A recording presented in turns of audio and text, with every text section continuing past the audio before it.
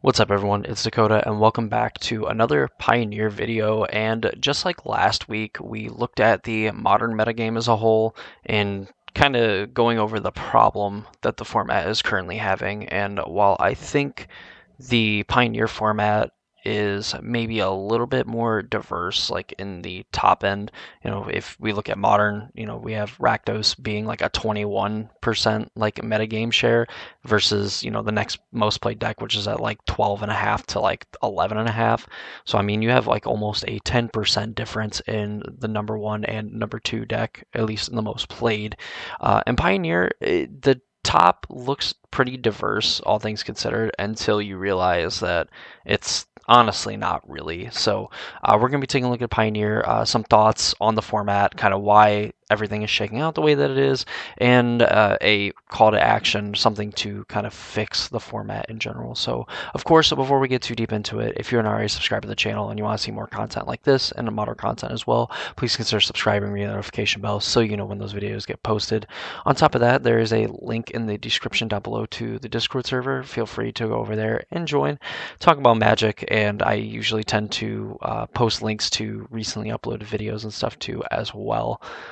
So, Pioneer metagame, as we kind of look at it, you see the top three decks. We have Rakdos Midrange, Nykthos Ramp, and Rakdos Sacrifice. This has essentially been like the top three. I mean, like decks 4, 5, and 6, I think have been kind of interchangeable for the most part. There was a time where like Hidden Strings started to creep back up. We had Boros Aggro being up here, Azorius Spirits, even like, Control and like 5-color piles, where you either have the, you know, Enigmatic Incarnation Fires deck that were kind of rolling around. You had like just a straight up 5-color like Bring to Light mid-range decks, but by and large we've seen Rakdos midrange and Sacrifice along with Nykthos Ramp kind of share the 1, 2, and 3 spots. I did check the last 7 days. Like deck lists have been posted. Is it Phoenix is boasting like a 15%, which is crazy. And then you have Rakdos midrange and Sacrifice kind of next to each other. Between the two of them, having like a 19%, and then Nykthos being almost 11%. So definitely in the short term, it looks like Is It Phoenix is kind of coming alive, and it does have a lot of tools that are fairly good against like across these three archetypes. Maybe Nykthos Ramp, oddly enough, having like a pretty good way of dealing with Phoenix, just because Karn can go get free graveyard hate from the sideboard and deal with it. And the deck does ramp pretty consistently, like on turn 2 or turn 3, with Is It Phoenix needing some setup. So, and that's kind of where the problem for Pioneer, I think, starts to show itself. Definitely with the Nykthos ramp deck, if you're not well aware of like what's going on in this deck, you're essentially just playing a bunch of big creatures, 3 mana 4/4s and 4/5s that all have 3 green mana symbols, 5 mana 5/6s, and all these planeswalkers and stuff that allow you to make a ton of mana with Nykthos Shrine to Nyx, and then in generating all that mana, you get to cast like a Karn, the Great Creator, search your sideboard for something relevant in the matchup. If it's maybe like Graveyard Hate for like Is It Phoenix, it's something to kind of blunt some of the offense from like the aggro decks in the format, what have you, and then just kind of go off. And then eventually, at some point, when you make enough mana, you're able to get a card called the Chain Veil and just get tons of activations on planeswalkers during your turn every turn, and just kind of make obscene amounts of mana very quickly, and then eventually use Karn to get the Stone Brain and essentially mill your opponent out by exiling every card from their deck, to where they then are forced to draw a card from an empty library. So it all sounds complicated, but the fact that this deck, plan A and plan B just on their own would be like plan A. Like you can interchange, like it can play as an aggressive deck that then just makes a ton of mana, dumps its hand, and says deal with my board, or it can go into this kind of like control-y deck where it's hitting its land drops, it's also getting to make a fair bit of mana with its devotion if you're not able to deal with it on subsequent turns, and then go and get big threats from the sideboard that eventually will win the game and put your opponent in a very rough spot to try to come back from. And that's kind of like what we've seen from Karn, the Great Creator decks, period, is the fact that even in like Modern with Tron, even though like those decks in particular are not super high like in terms of like metagame share as they are in Pioneer, and really there's only one deck that is abusing Karn, but it's arguably the best Karn, and kind of the recipe for making Karn as great as it is just having a way to generate an obscene amount of mana for a very low cost, and you get a very low cost for it playing mono green, playing all these big things. They protect your planeswalkers, they protect your life total very well. And I would argue that in a lot of the cases, if you're not disruptive in a way like Izzet Phoenix, like Mono White Humans, I think has a pretty hard time dealing with some of the, turn 1 Elf into turn 2 Troll, into like turn 3, playing a Kiora and then getting to play a Cavalier and then just kind of going off from there. Because then at that point, if you mill over a Storm the Festival, you're probably going to be able to cast it, especially against like Mono White. And from there, you're just going to generate, ideally, an obscene amount of extra mana symbols. You're going to be able to find, your planeswalkers and stuff like that, and eventually just kind of take over the game there. So I think it has like a pretty toxic game pattern because you are forced to not necessarily you're forced to interact with the deck, in a meaningful way, playing like removal spells, but like the removal spells just aren't necessarily quite there. I mean, like you have, these fatal pushes, you have fiery temper, or not fiery temper, fiery impulse to kind of deal with something like the elves, but then you get to these 3 and 4 power creatures that are just getting played on turn 2. And even on top of that, like if you have the removal of like dreadbores and things like that, and you're able to take out like old growth trolls and that, you're giving your opponent essentially more mana. Like they're getting to keep their devotion, and they're creating more mana as well, because now their land gets a tap for 2 green instead of 1 green, which conveniently is enough to activate Nykthos. And of course, still getting the devotion means that you're casting a ton of spells and getting, the same amount of green mana that you would get if your opponent didn't play it. Like the 4/4 is just kind of like a benefit in a way. Like it's the worst part of the card is the fact that it's a 4/4. If it was just like an enchantment, if it was literally just an enchantment that went onto your land that cost like 3 green and it made your land tap for 2, it'd probably still see play, just to kind of show you and tell you how powerful that is. So Nykthos ramp, definitely a problem in the fact that the decks that should be good against it have like a non-zero amount of time where they're just going to look absolutely miserable and make you regret your life choices of registering that deck instead of just registering mono green. And then on the flip side, you have these Rakdos decks.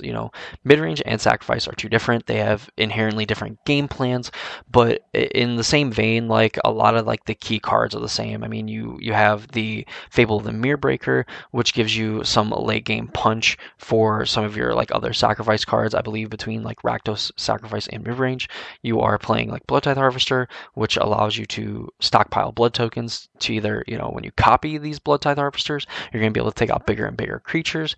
You're able to get at the floor at least, a 3 power like haste attacker to hit your opponent with, and just kind of like crash into their board and force them to maybe trade off some of their things. In the Sacrifice deck, the token gets sacrificed, and you end up getting to deal a damage with the Mayhem Devil.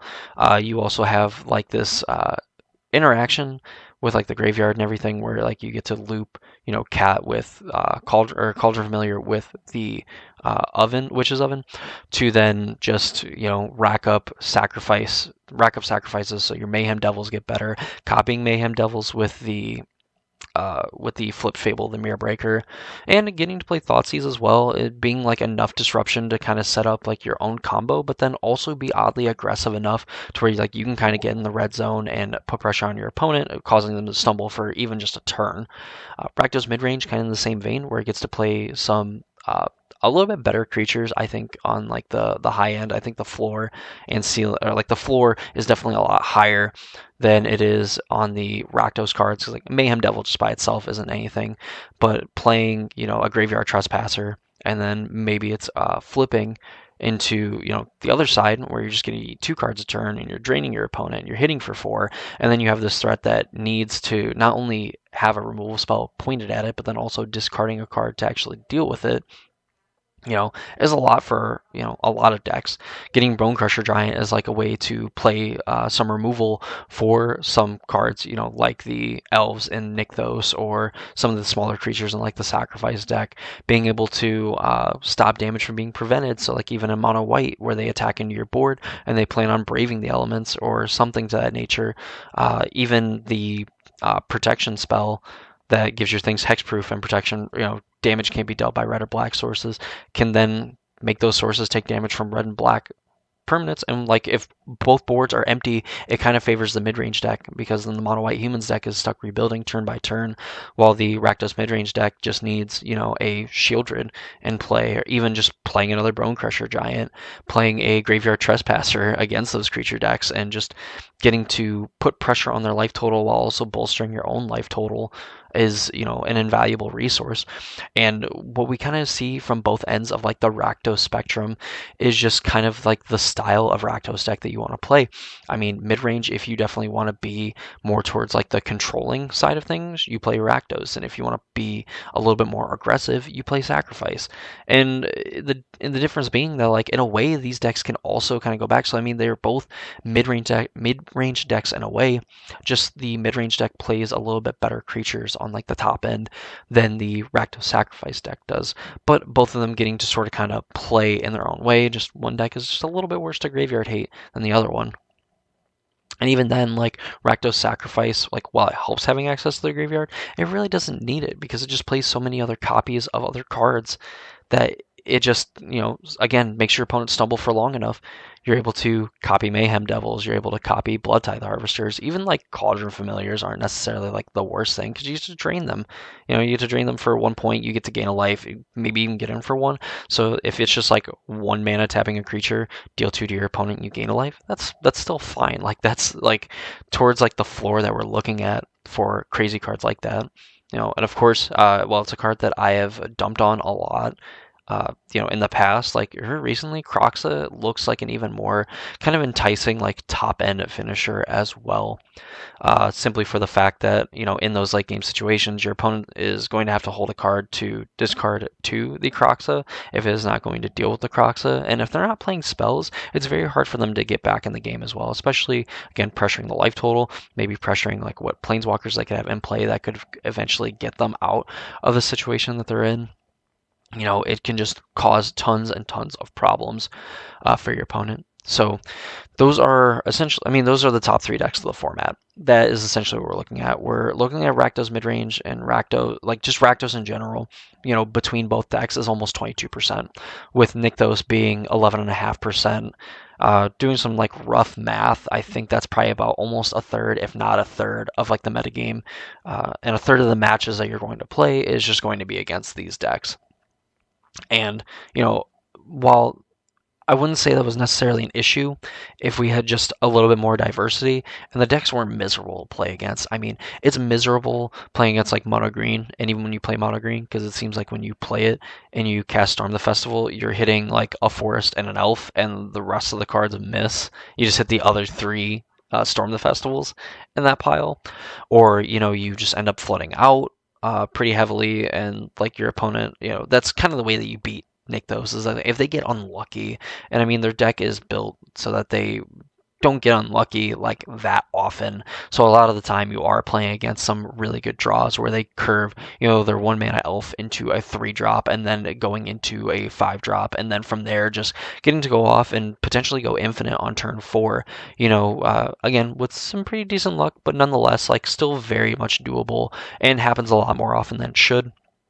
You have Rakdos midrange getting to play the best Rakdos cards in the format, and crazy enough, probably some of the best cards printed in Magic from this time have been Rakdos cards. And even going back farther, we've had some pretty good red and black cards just independent from other sets, and all things are just kind of coming together now for those decks. Enough to where there is 2 different Rakdos decks in the top 3 decks. Like I guess I wouldn't say it's necessarily unheard of, but it's crazy to think that there is 2 very good Rakdos archetypes that I don't think you can go wrong with playing either of them. Obviously, both of them having like the pros and cons in certain matchups, but overall, like if you're just a competent player, and you are willing to get better and you are getting better, like any one of these three decks, you're going to just kind of like smack people around that aren't ready for them. Now, granted, we did say before that if you look at the 7-day like metagame breakdown, Is It Phoenix is almost a full 4% ahead of Nykthos Ramp, but then look at the amount of decks. I mean, 16 decks in a week. I mean, it is a lot, for just 7 days worth of events essentially with like prelims, challenges and the sort. But looking at the whole big picture, I mean, 228 decks from Rakdos midrange, 200 from Nykthos Ramp, almost 150 from Rakdos Sacrifice. And then Is It Phoenix is like a whole 36 decks total behind it, and the Mono White is only like one behind Is It Phoenix. But the fact that the most played deck in the format is over double the fourth most played, and it's 80, almost 100 decks ahead of the third most played deck. It's just crazy. Like that's insane. So, like I did for the last video, I'm gonna stop my rambling because I could just keep going on. But so what changes should be made to the Pioneer format, if any? And I think by my opinions and probably like the 16-20 minutes I've probably been rambling on, there obviously needs to be some kind of changes made to the format. So what the heck are we doing? So Nykthos Ramp in particular, I think you have to draw the line at it being a deck that can have these things, but they need to have a bigger downside and a bigger drawback to playing them. Obviously, the deck already kind of wants to play Karn, so it just gets to incidentally play some of these artifacts that are going to help it win the game and make it impossible for it to kind of like fizzle and whatnot. On top of getting to play some silver bullets in the matchups where it's going to struggle against, where it doesn't necessarily care paying an extra 4 mana for it because it's going to be able to cover the cost. So I think Karn the Great Creator has to go. I'm fine if devotion decks want to stick around and at least try to have them exist, especially in like mono green, because like the mono green deck was pretty good, before they got to play like Karn and everything, during like the format's inception. And while obviously green cards have gotten better in that time, I'm willing to at least give Nykthos Ramp a try when it has to play some of these things in the main deck if it wants to kind of like keep the identity that it has now, or it just has to go all into this like big devotion. We're playing like big green creatures with our mana, or playing just like big X spells and things like that, and kind of see where the format goes from there. I think at that point, then you could look towards Nykthos. I think you just have to, in a way, promote other monocolored decks through like the lens of Nykthos, and I think you can eventually get there with something like Mono Black. Like Mono Black is, can be a pretty good deck. Mono Red you could make an argument for, and like really any of the colors. But I think you just have to blunt some of Mono Green's like offense here, and I think that's before going to Nykthos and just saying no devotion decks cannot be played. Period. I think we take away one of the best cards in the deck before we just say like no devotion decks. Period. So I would like to see Karn the Great Creator hit the curb, kick the sticks, whatever you want to call it. Now, for Rakdos midrange and sacrifice, I think you have to get rid of Fable the Mirror Breaker. Now, Fable, kind of like when I talked about Ren and 6 a little bit, and even like Grief in my modern video, I think that maybe like Grief in Rakdos midrange for modern is probably the best card in the deck, just from like all the potential upsides, and even like the flexibility of getting to do what a free Thoughtseize gets to do for the format. Obviously, these decks don't have that, but what the overlap that they have in, I think Thoughtseize is at least an okay card to have around. I can recognize the importance of Thoughtseize, and really I would not want to see that card go. But, something like Fable the Mirror Breaker, giving it, that utility to end up making a ton of mana just from, the Goblin Shaman.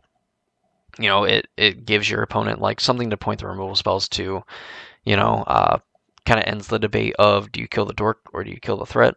You're just basically killing the threat. And then also its late game kind of, power that it has with doubling up on some of these very good non these very good non-legendary creatures that this deck plays. So I think that's at least a place to start. You also kind of hit, is it Phoenix in a way? You hit some of these other mid-range decks. I mean, really not Boros aggro, but like 5-color mid-range, which doesn't necessarily need a nerf, but I also don't think it necessarily needs Fable the Mirror Breaker for what it means for like the health of the format. So I think you kind of hit a little bit of everything here. I think you want to promote, definitely have like these aggro decks exist in the format. So I think you want like mono white. Boros aggro would probably could potentially maybe be a problem, but or like Boros Convoke, whatever, which I don't even think it's like all the way down here. I think you want to kind of promote some of those decks. And would they end up being too good? I guess is a question they have to ask. Is would you rather a creature deck and an aggro deck be too good, or would you rather have like a combo deck, 2 combo decks, or even like 3, I guess, with Is It Phoenix, and like a mid-range deck? And I think mid-range is fine having at the top. I just think it shouldn't have some of the best tools at its disposal, at least completely and unhindered. So Fable probably got to go. Karn has a little bit worse of a problem than like what Modern has. I think it's definitely a little bit more cut and dry on like the things that you could point to, and then kind of go from there, where I think Modern could just potentially have like a quick fix on taking care of those few cards. I think Pioneer needs to start with those and kind of look forward into what the possibility of the metagame could look like past those cards. So if you have any other thoughts and opinions, maybe other cards that you'd want to see banned, maybe you don't want to see those cards banned, whatnot, please be sure to leave a comment down below. Of course, if you like stuff like this and you want to see more of it, leave a like on the video, and I will definitely get the hint that I should make more content like this. So yeah, of course, subscribe to the channel, join the Discord server, all that fun stuff, ring notification bell. That's gonna do it for me. Hope you all enjoyed the video, and I hope to see you all in the next one.